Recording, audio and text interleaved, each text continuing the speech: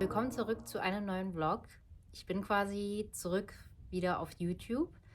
Im November kam ja zumindest schon mal ein neues 7 Days und 7 Looks Video online. Das war so meine ersten Schritte zurück in meine YouTube-Routine. Und jetzt eben der erste neue Vlog.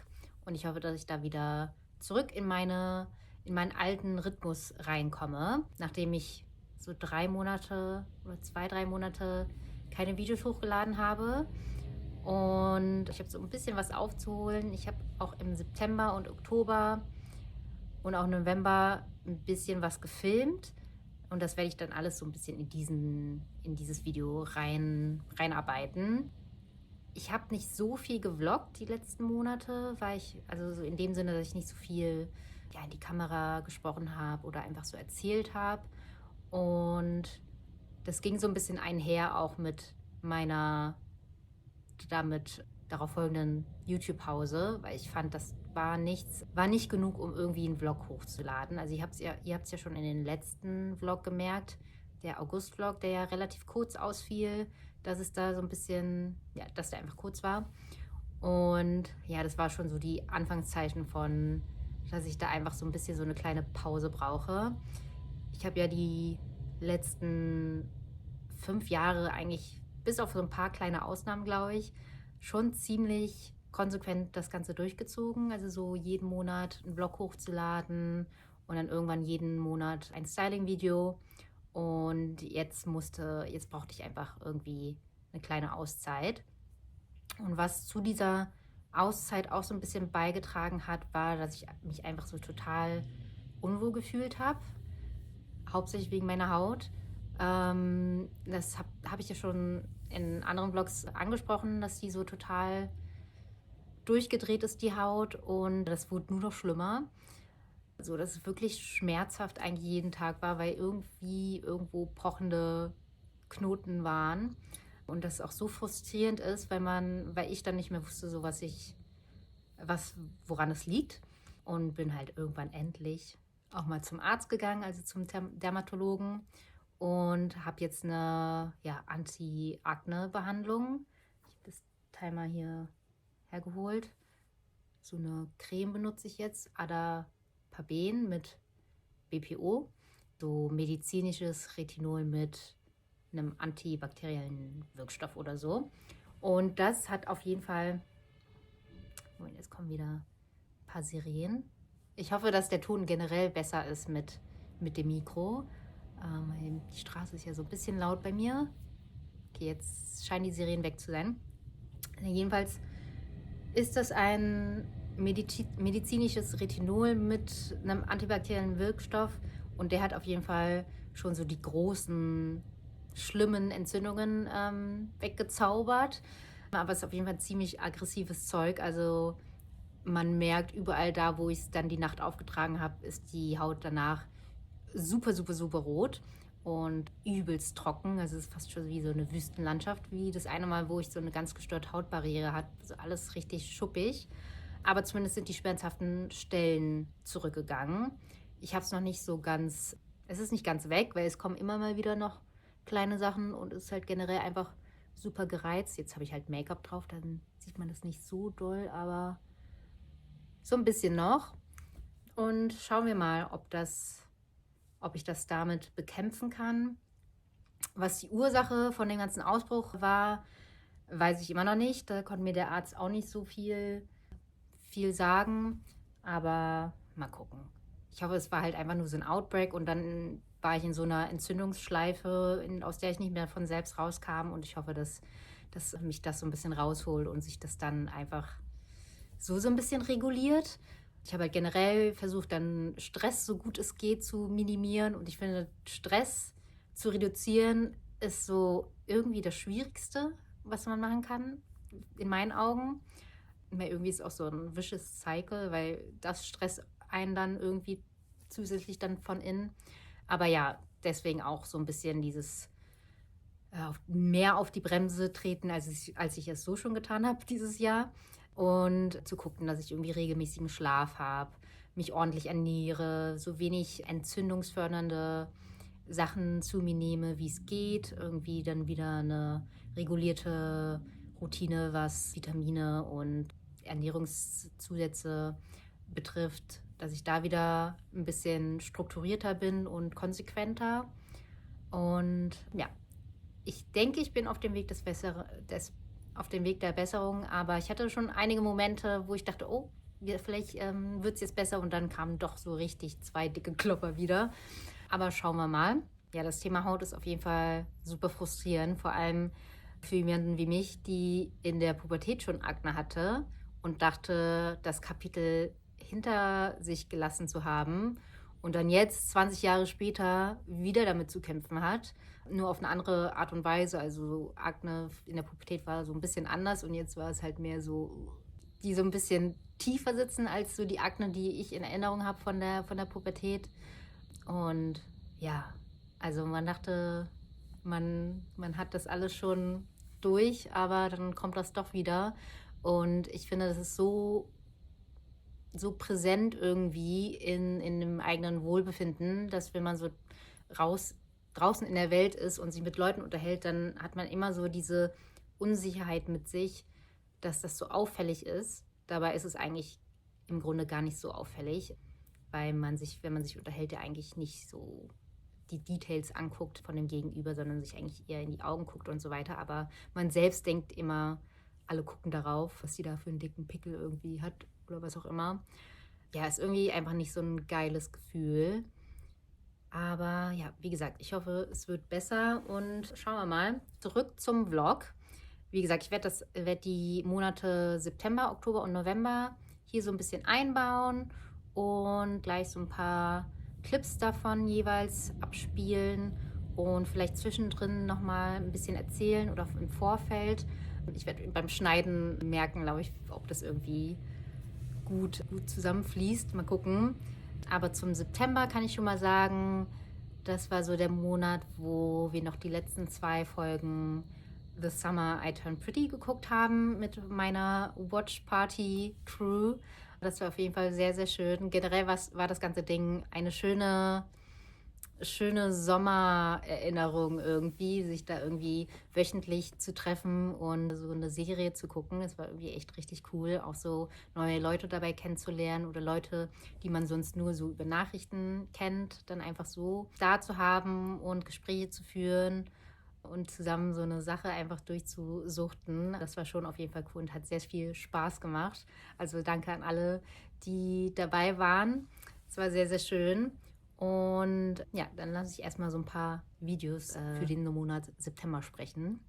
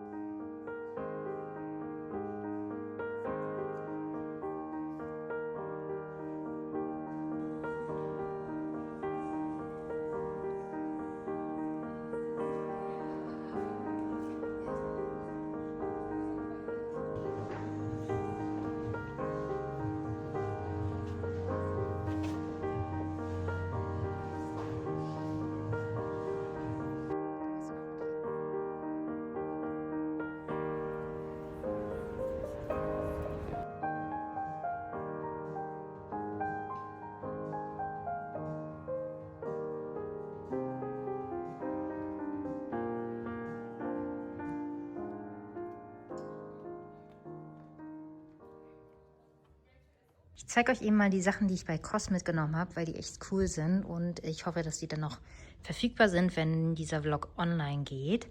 Also ich habe hier einmal einen grauen Wollcardigan mit Kragen, der ist so ein bisschen boxy geschnitten, und dann habe ich eine graue Wollhose, die passt farblich fast perfekt.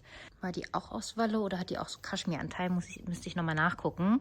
Aber das ist so eine Barrel-Leg-Hose.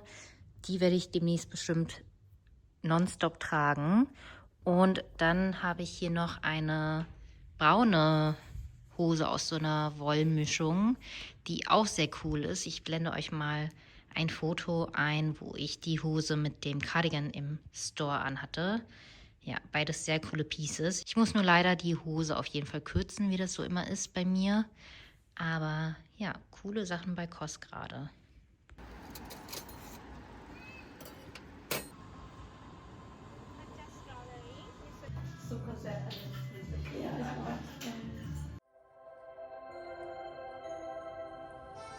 Et après, ça veut dire aussi qu'en gros, un modèle, ce qu'il adore, c'est.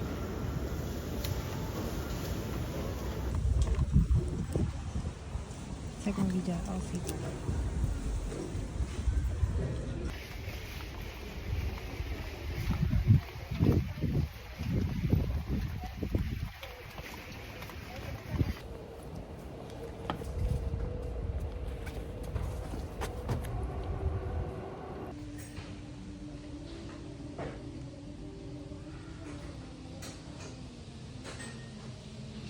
Warum bist du so cute?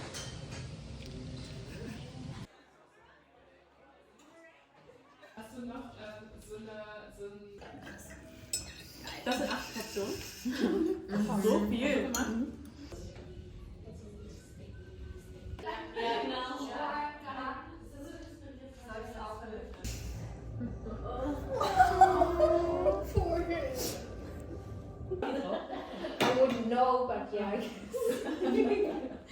Also genau das, was Jeremiah zur Hochzeit wollte. Wow. Fuck you. $750. Und auch 70%.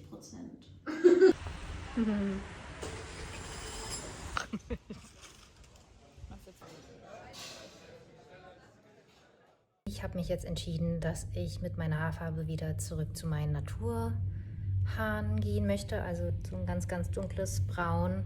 Und natürlich ist es so, dass an den Tag, wo wir die Haare färben, die Haarfarbe gar nicht mal so schlecht ist. Also jetzt hier in der Sonne sehen die wieder ein bisschen rötlicher aus, was ich halt nicht so mag. Aber wenn ich versuche, da wo keine Sonne ist, zu sein, ist es gar nicht mal so schlecht. Aber ich weiß auch nicht. Also die letzten Monate, vor allem wenn so der Ansatz rauskommt, habe ich es nicht so 100%ig gefühlt. Es ist halt nicht so wirklich so der Ton, den ich haben wollte. Ich wollte eigentlich so, als ob man Natur dunkelblond ist, also so, was man so gerne als Straßenköterblond bezeichnet, was halt so wirklich so ganz, ganz, ganz, ganz dunkles Blond ist.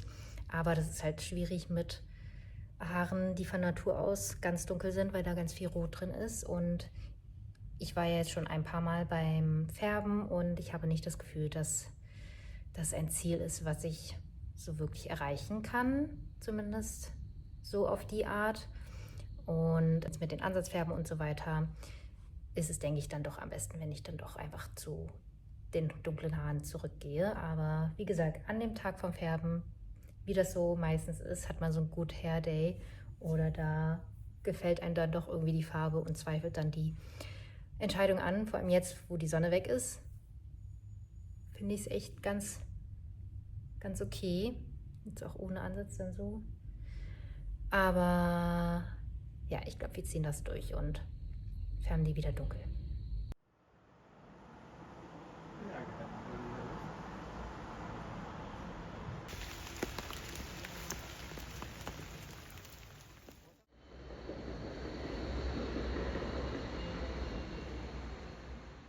Dann kommen wir zum Monat Oktober.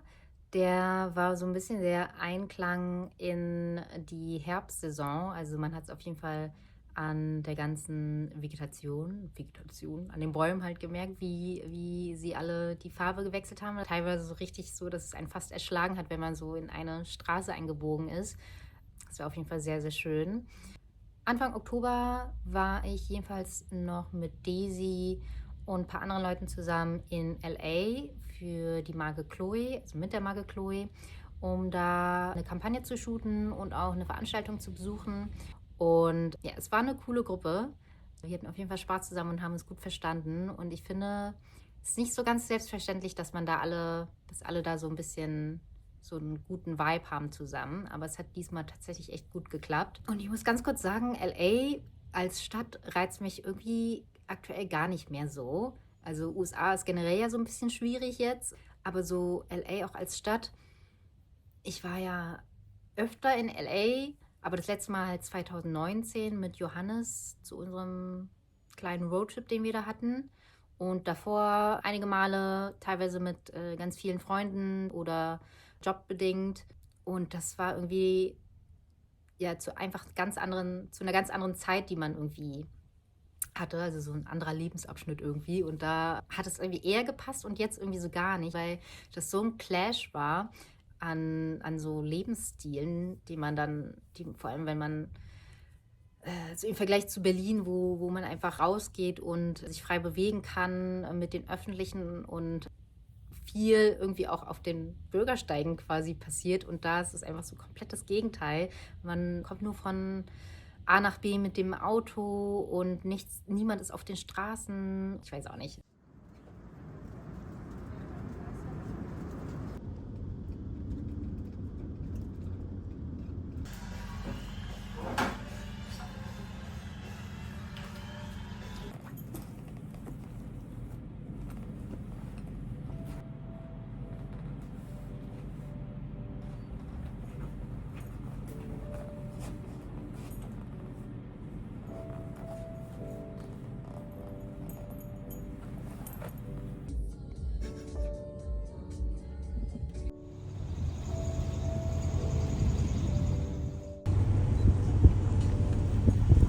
And you can see the Hollywood sign behind us too.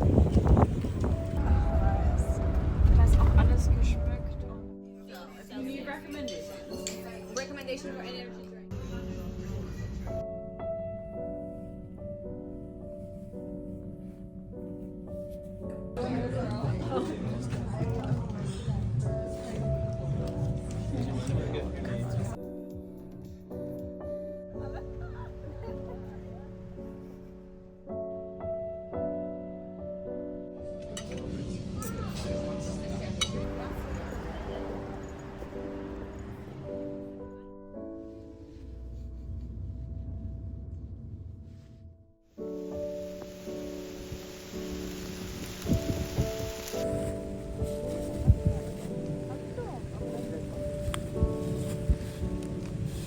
Hallo.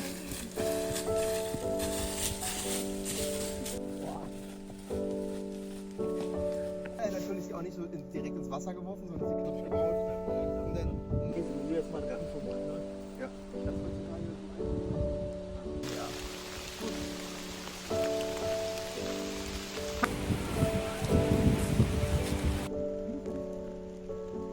Hier kann man. Das ist eigentlich nicht sein. Was macht die das?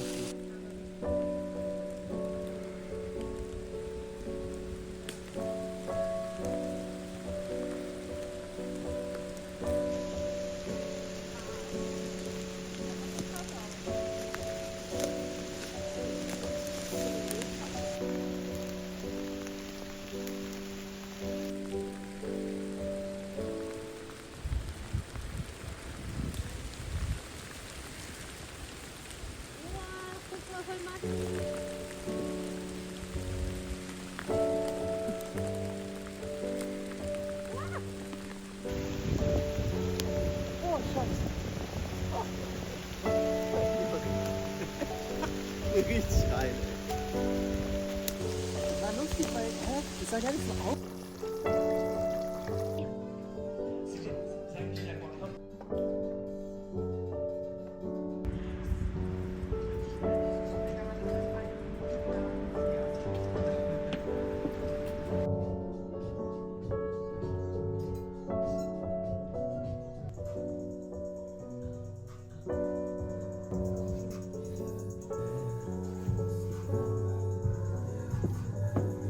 Süß auch.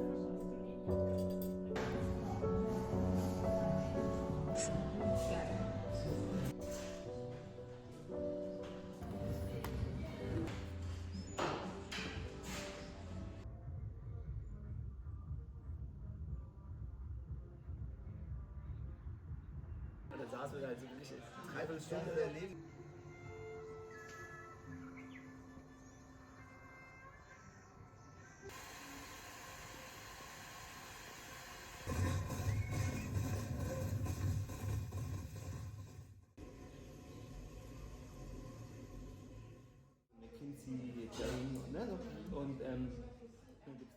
Und dann sind wir beim Monat November und da kurz zu dem Thema Haaren, das ich ja auch schon im Oktober, glaube ich, schon angesprochen habe, dass ich da jetzt wieder dunkler werden möchte. Und im Oktober bin ich auch schon so ein bisschen auf dunkelbraun gelandet. Das sah teilweise auch echt gut aus, so schokoladenbraun mäßig. Aber auch da hatte ich dann das Problem, dass halt sehr schnell der Ansatz dann kam und man eigentlich nur noch so aussah, als hätte man fettige Haare und irgendwie war das nicht so meins. Und dann dachte ich, okay, nehme ich noch mal eine dunklere Packung und hatte dann teilweise erstmal, also am Anfang, wo ich die dunkle Packung genommen habe, schwarze Haare, so richtig dunkel. War auch wieder so ein Flashback zu so Zeiten mit 15, wo man da schwarz gefärbte Haare hatte. Aber jetzt hat sich so ein bisschen ausgewaschen. Das ist zwar jetzt nicht super regelmäßig, weil die hellen Haare wieder so durchkommen, aber es ist so sehr schwarz-braun und sehr nah an dem, wie eigentlich meine Naturhaarfarbe ist, so dass man, glaube ich, auch keinen Ansatz mehr sieht. Ja. Und auch die Länge ist auch so, wie ich sie ungefähr ursprünglich haben wollte. Also ich wollte es eigentlich nur Schlüsselbeinlänge haben, aber auch das ist ja anders gekommen, als ich es eigentlich wollte. Ja, das Thema Haare ist, glaube ich, auch so ein Faktor gewesen, warum ich mich die letzten Monate nicht so gut gefühlt habe. Und wenn dann die Haut nicht stimmt, die Haare nicht stimmen, ist es dann nochmal doppelt frustrierend einfach. Naja, das reicht jetzt auch mit dem Thema Haare und ihr seht jetzt die November-Clips.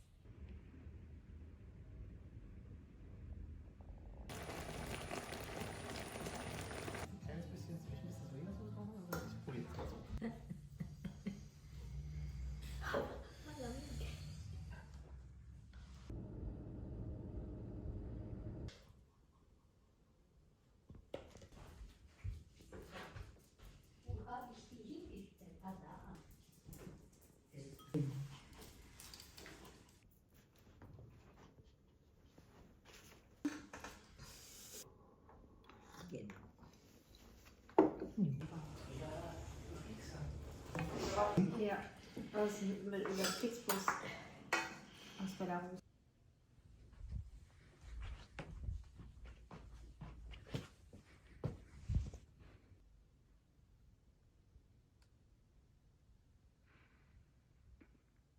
So sieht jetzt das fertige Regal aus. Also es ist einfach so ein super einfaches Bücherregal, wo ich dann so Ikea Jalousien quasi hingetan habe, die irgendwie nur 3 Euro kosten, damit es so eine ganz einfache, kostengünstige Lösung ist, weil das muss jetzt nicht super krass aussehen, aber Hauptsache es irgendwie zu ist, damit es ein bisschen stimmig aussieht, wenn man dann so den Fernseher in Benutzung hat und nicht die Sachen dahinter zu sehen sind, die wir dahinter verstecken. Also hier haben wir zum Beispiel unsere Workout-Sachen jetzt hingemacht. Und in diesem rechten Fach ist dann die Playstation. Und ja, so sieht es dann eigentlich gar nicht mal so schlecht aus. Ich finde das auch ganz cool mit dem Vorhang so dahinter. Und wenn man den Fernseher dann nicht benutzt, dann kann man jetzt einfach noch besser den Vorhang so zumachen.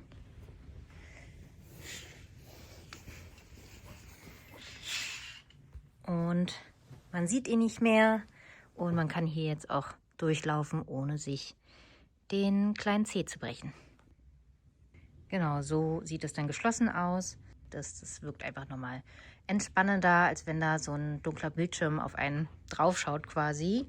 Passt halt von den Maßen her perfekt, dass es so hinterm Vorhang ist, ohne dass es gestretched wird oder irgendwie ja, nochmal Platz einnimmt extra.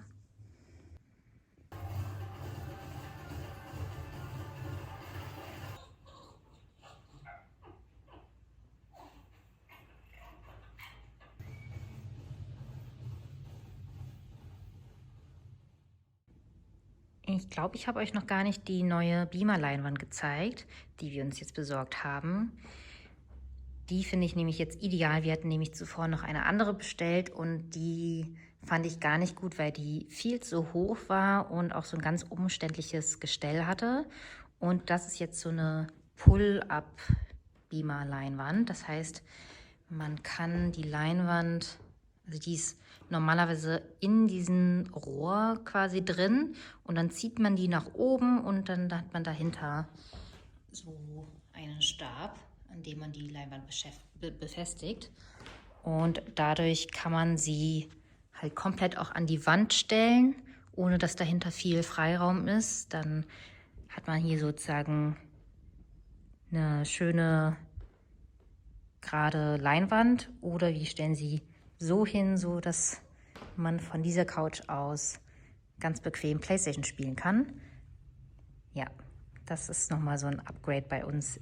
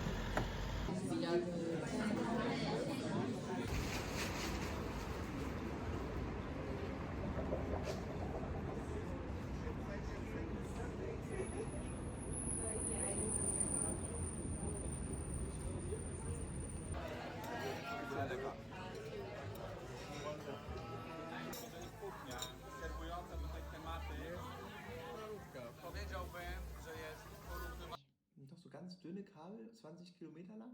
Ich will heute so ein paar Weihnachtsdekorationen machen und damit so ein bisschen die Weihnachtszeit bei uns zu Hause einläuten. Und ich habe mir für dieses Jahr solche Kiefernzapfen besorgt, weil ich so ein schönes Beispiel im Internet, also auf Instagram gesehen habe. Ich versuche euch das mal hier einzublenden oder ich packe es in die Infobox.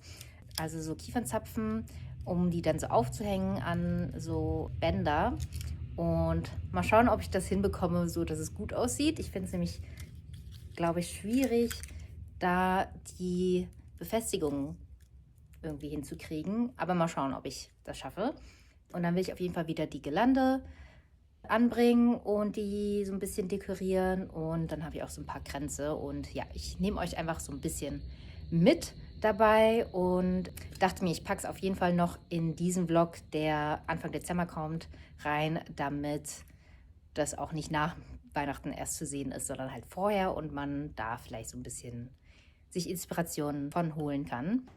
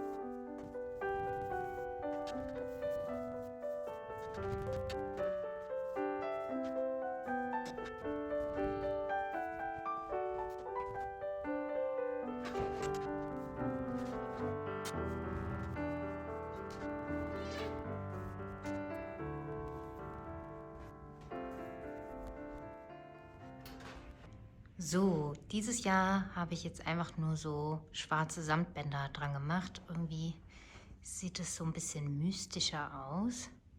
Finde ich auch irgendwie mal ganz cool. Also so ein bisschen minimalistischer, weniger verspielt. Sonst habe ich so eine helle Samtschleife dran gemacht oder Lichterketten. Aber so finde ich das auch mal ganz cool.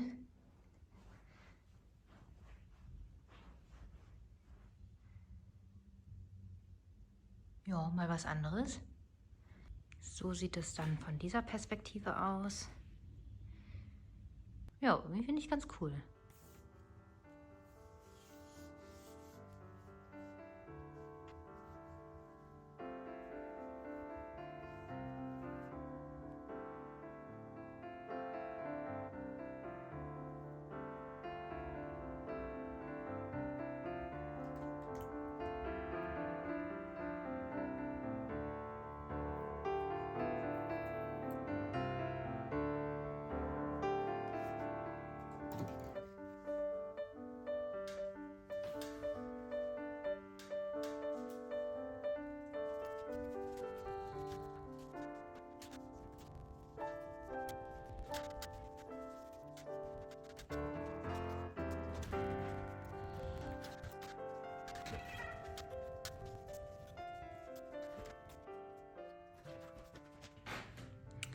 So, ich habe die Tannenzapfen jetzt da aufgehangen, wo ich sonst Weihnachtskugeln dranhänge.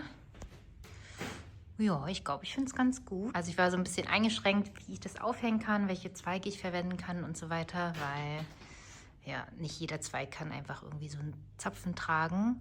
Aber ich glaube, das finde ich ganz cute so. Es war nicht so einfach, die Bänder an die Tannenzapfen anzubringen. Ich weiß nicht, ob ihr das erkennen könnt. Ich musste so einen Faden dann irgendwie reinfummeln und dann das Band da dran nähen fast schon. Ja, aber ich glaube, das ist ganz gut gelöst. So, das war der Monat November. Ich glaube, das waren überwiegend Aufnahmen vom PlayStation-Spielen. Ich habe nämlich ein neues Spiel angefangen, Ghost of Yotai. Ein sehr schönes Spiel, Open World und ganz viel Zeug zum Sammeln für mich. Und schön gemacht, schöne Szenen. Und ich finde das Pferdereiten immer sehr schön, deswegen habe ich, glaube ich, überwiegend davon immer ein bisschen gefilmt. Aber ja, so ein bisschen Dekokram dann noch für die Weihnachtszeit. Und das war es dann eigentlich, glaube ich, schon, was ich gefilmt habe im November. Danke, dass ihr wieder reingeschaltet habt, auch wenn ich eine kleine Pause dazwischen hatte. Und ich hoffe, euch hat das Video gefallen, so wie ich das jetzt so aufgebaut habe, auch mit den Zwischenlabern. Ich hoffe, das war in Ordnung. Und ich habe auch versucht, mir diesmal so ein bisschen Zeit zu nehmen und nicht ganz so schnell durchzuplappern, weil manchmal habe ich das Gefühl, dass ich da so ganz schnell durchhaste